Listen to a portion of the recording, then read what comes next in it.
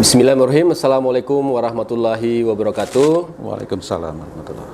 Jumpa lagi ya dengan IHUD RC. Pertama sekali kami ucapkan ya selamat ya buat saudara kita semua ya. Hari ini kita bisa punya kesempatan ya ketemu sama narasumber yang spesial hari ini ya, yaitu Pak Arya ini dari Kantor Pertanahan Kabupaten Semarang. Assalamualaikum. Ya, oke.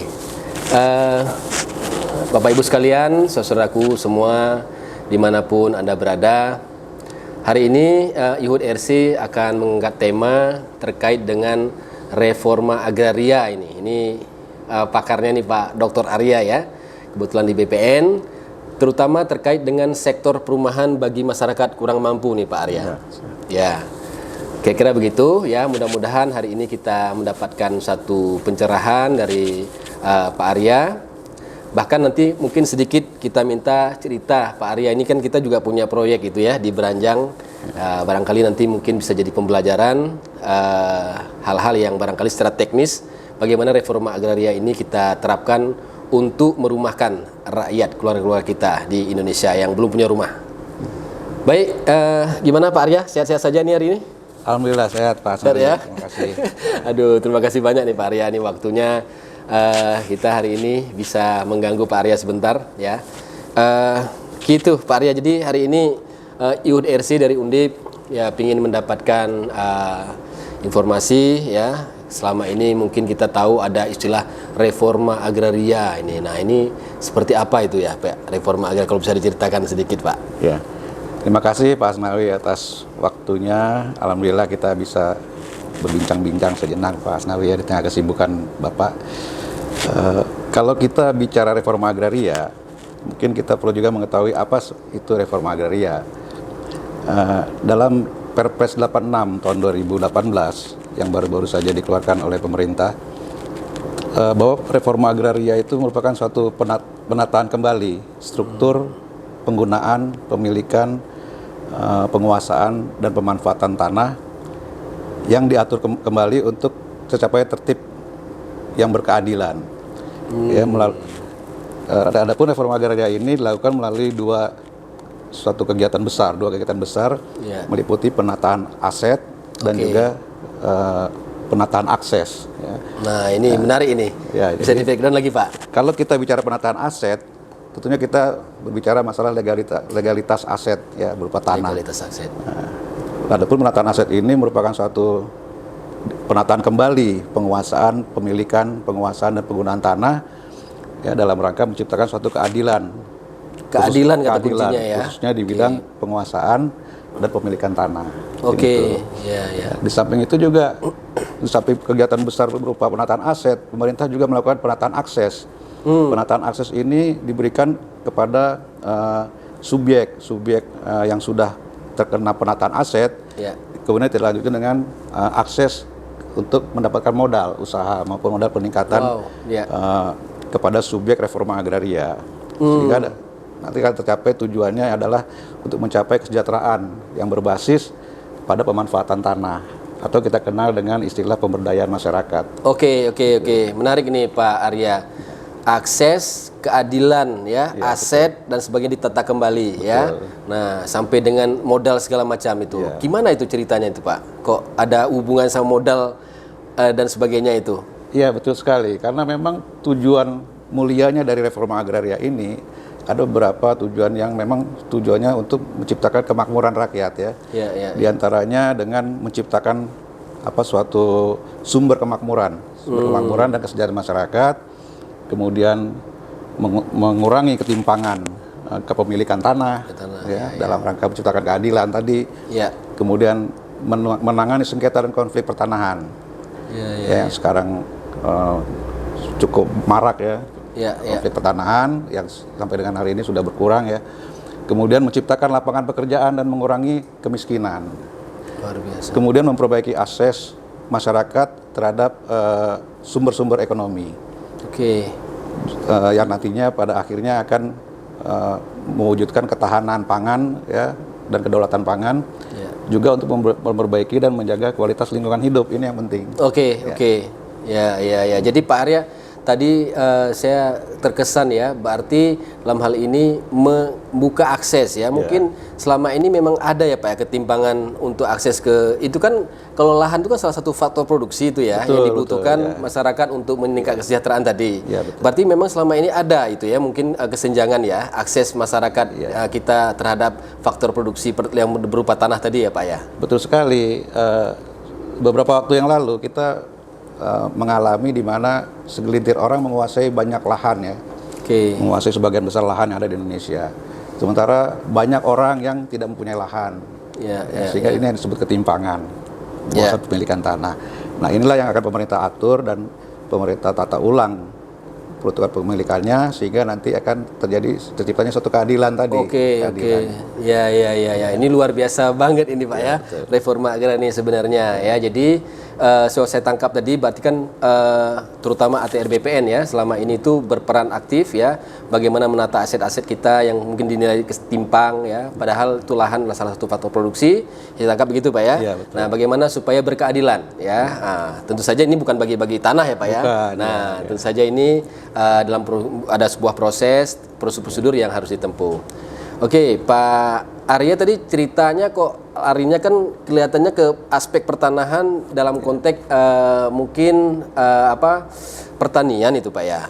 Nah, mungkin ada nggak reforma agraria tapi mungkin di sektor yang lain Pak? Mungkin kira-kira contohnya. Jadi reforma agraria ini tidak terbatas pada masalah pertanian ya. Di dalam Perpres 86 2018 itu redistribusi tanah yang tadinya semula itu untuk pertanian, sekarang sudah diatur untuk redistribusi tanah non pertanian. Oke. Begitu juga konsolidasi tanah, penataan ulang ya, sesuai dengan tata ruang itu juga tidak hanya untuk tanah pertanian, tetapi juga tanah non pertanian. Oke, apalagi sekarang kan kita kan udah mulai urbanisasi ya Pak ya. Betul. Jadi mungkin pola hidup orang udah mulai pelan-pelan dari rural kemudian perkotaan. Padahal kan juga lahan itu juga dibutuhkan untuk sektor-sektor perkotaan gitu Pak ya. Betul. Nah, jadi akses masyarakat salah satunya mungkin hunian ini Pak. Kira-kira. Hunian. Gitu ya Pak ya. Betul.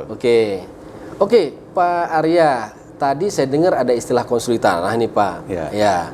Nah, ini benang merahnya di mana ya Pak antara reforma agraria dengan konsep konsolidasi tanah itu Pak? Ya, betul sekali ya. Jadi memang kalau reforma agraria ini merupakan satu rumah besarnya masalah agraria di Indonesia. Siap. Ya.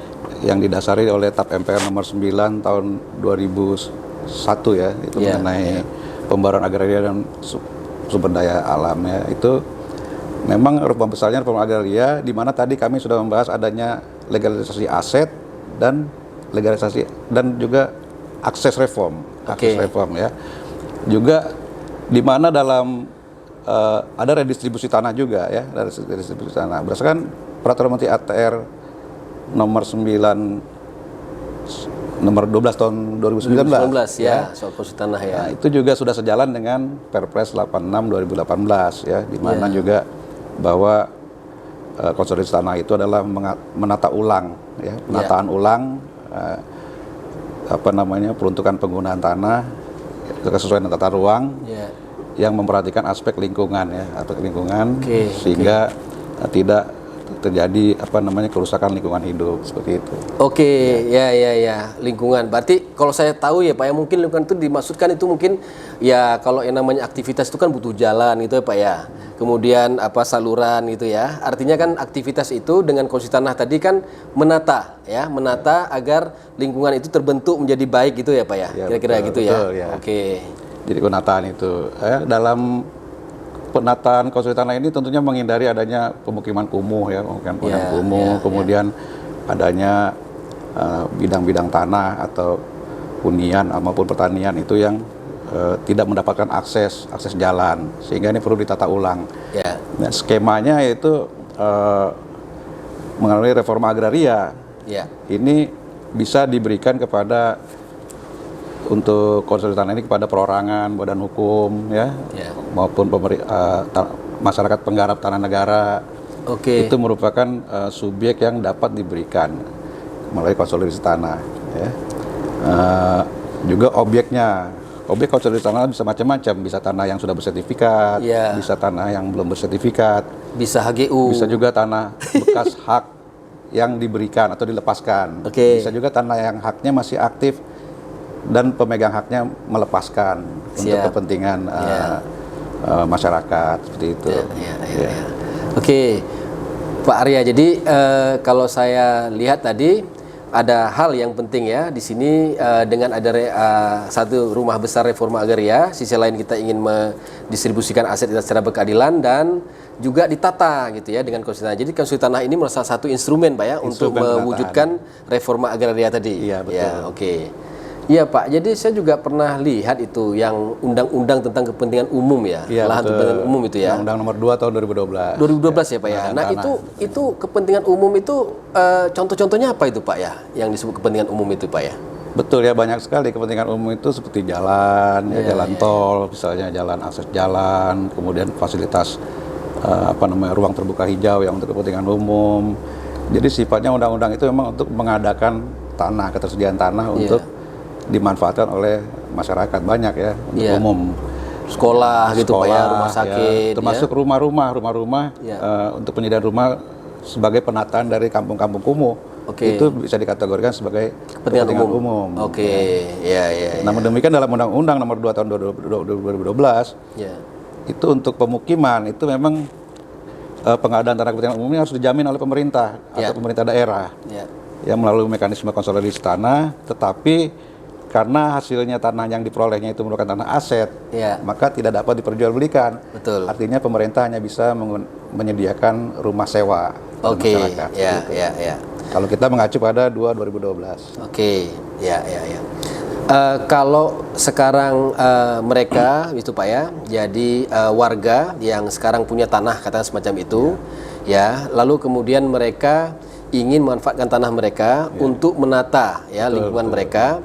Selama ini ada program Pak untuk masyarakat berpenghasilan rendah ya dari PUPR. Nah itu juga bisa dikategorikan untuk membantu masyarakat kurang mampu ya untuk kepentingan umum dalam arti mereka punya tanah nih, Betul. ya tetapi ini belum tertata ya. Tetapi kalau bisa nanti kami ya punya lingkungan tempat tinggal yang sudah tertata. Nah, itu bisa masuk di dalam konstitusi tanah juga ya Pak ya. Betul sekali. Jadi memang kalau konsolidasi tanah ini memang memerlukan peran aktif dari masyarakat. Ya. Jadi sumbernya dari peran aktif masyarakat. Keinginan masyarakat untuk menata ulang lingkungannya, kemudian melakukan konsolidasi tanah. Ya.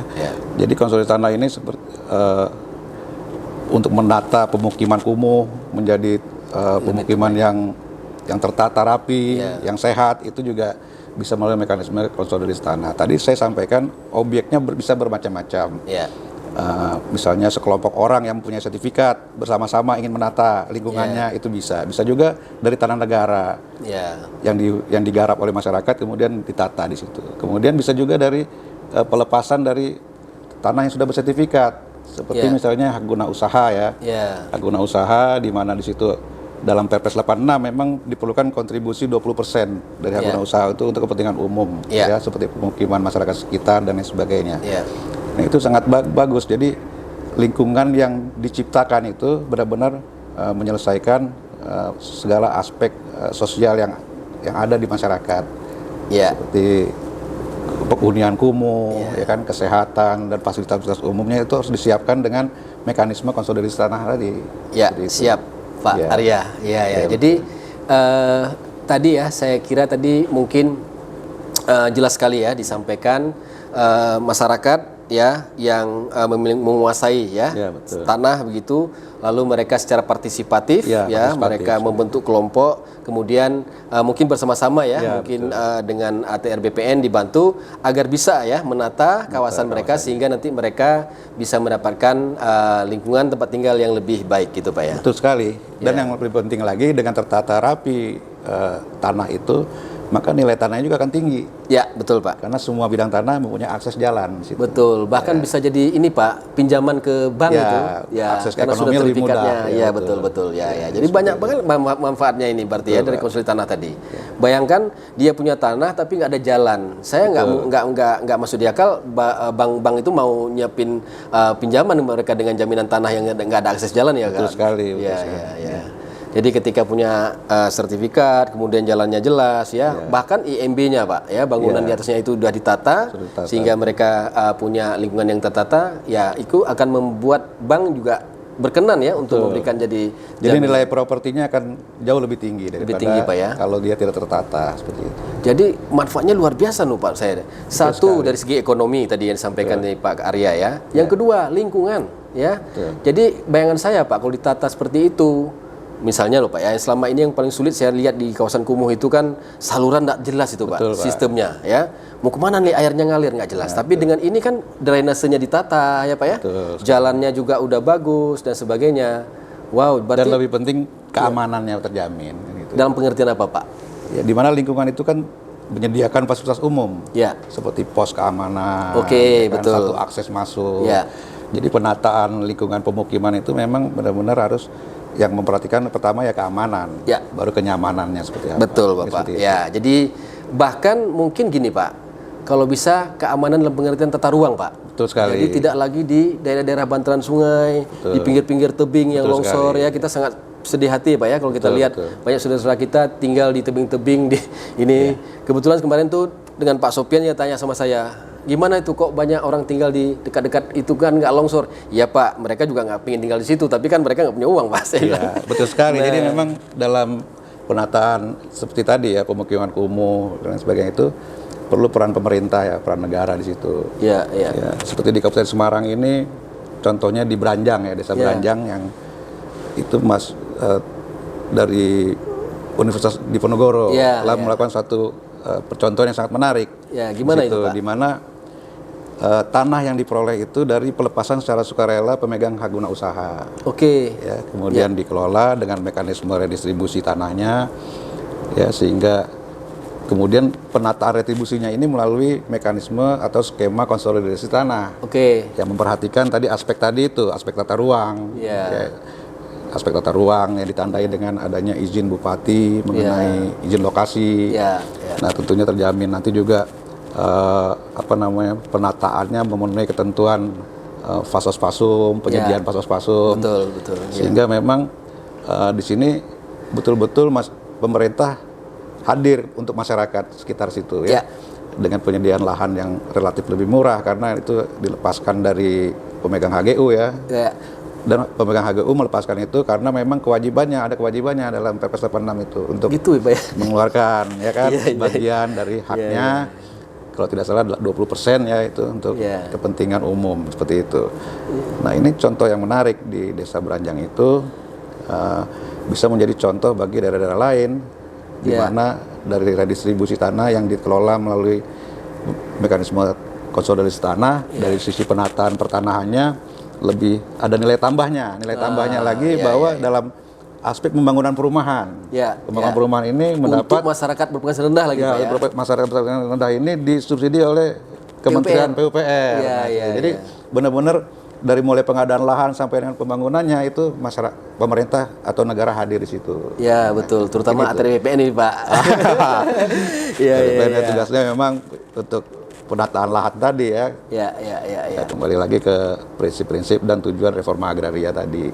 Ya menuju keadilan dan kesejahteraan rakyat Indonesia. Waduh, luar biasa sekali nih ya informasi yang cukup mencerahkan ya buat kita semua. Ternyata ya banyak hal yang bisa kita kerjakan di Indonesia ini sebenarnya Pak ya. Betul Pak, betul. Ya, nah tinggal mungkin tadi titipan pesan dari Pak Arya, negara harus hadir ini. Ya, ini mungkin banyak yang nonton ini Pak Arya ya. Jadi begitu penting ya. Bahkan banyak hal ya bisa kita lakukan ya. Pertama untuk hunian. Kalau kita bicara itu kebutuhan sosial ya Pak ya, bagi mereka yang berpenghasilan rendah. Tapi yang lain disampaikan tadi, huniannya itu bisa menjadi aset properti bagi pemiliknya. Karena mereka sudah tertata, jadi mereka bisa meningkatkan income ya.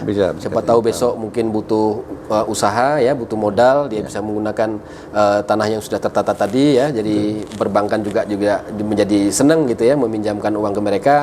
Dan satu lagi ya lingkungan tadi ya. Satu sisi itu semua sudah dicek ya, set plan-nya dibuat begitu Pak ya. Kemudian sudah dihitung tadi keamanan untuk pos kamling, tempat musola, tempat beribadah Pak.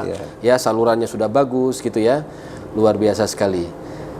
Ada mungkin hal-hal lain Pak yang mungkin ingin disampaikan? Saya kira ini luar biasa sekali hari ini.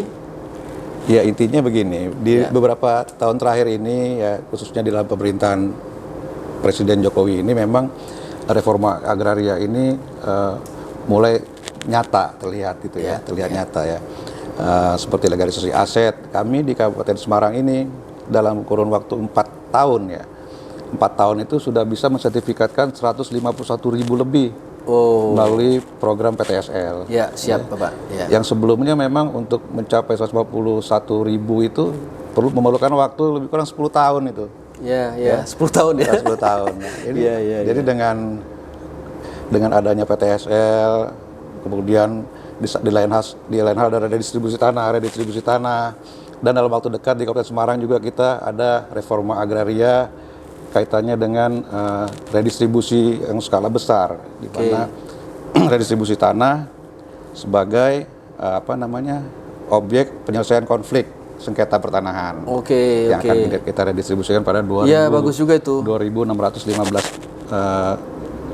orang ya masyarakat. Jadi memang tampak sekali jelas dalam kurun waktu akhir-akhir ini memang kita bekerja lebih keras, khususnya lebih-lebih di tahun 2021 ini Kabupaten Semarang kita ini 101.000 sertifikat PTSL yang harus kita terbitkan. Nah, artinya sehat selalu mudah-mudahan Pak. Perlu pekerjaan yang luar biasa ya. Di samping juga memang seperti konsolidasi tanah, redistribusi tanah itu berjalan juga di Kabupaten Semarang ini. Seperti itu Pak. Luar biasa Pak Arya. Kami sangat berterima kasih nih. Bapak Ibu sekalian, saudaraku semua dimanapun Anda berada, ya baru saja kita mendapatkan banyak sekali ya informasi dan pencerahan dari Pak Arya, Kakantah ATR BPN Kabupaten Semarang. Kami dari IHUD RC selamat berterima kasih saya ini Pak Arya atas pencerahannya. Mudah-mudahan nanti Pak Arya sehat selalu ya, bisa berkiprah lebih banyak lagi untuk kita semua. Dan kami dari UDRC, mohon maaf kalau yang berkenan, ya saya akhiri bincang-bincang kita hari ini. Assalamualaikum warahmatullahi wabarakatuh. IHUD RC bersama membangun sesama.